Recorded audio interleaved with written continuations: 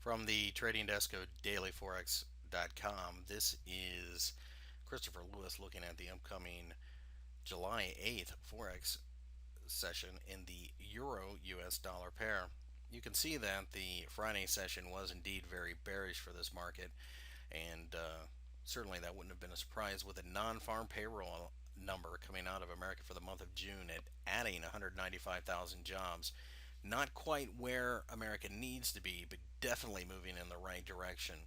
Because of this, markets started to factor in the beginning of tapering off in September by the Federal Reserve of quantitative easing. At the same time, earlier in the week, we had an announcement by the ECB where they were going to keep rates extraordinarily low for an extended period of time. So, as is the case with most currency pairs, it is driven by interest rate differential. And it appears that the United States rates will go up, and we've seen that in the 10-year note, as well as some of the other durations.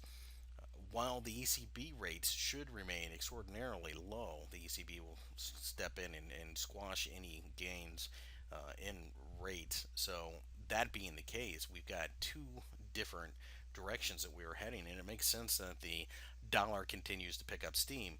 Now, having said that, the 128 level is an area of significant support, and you can see we bounced off of it roughly.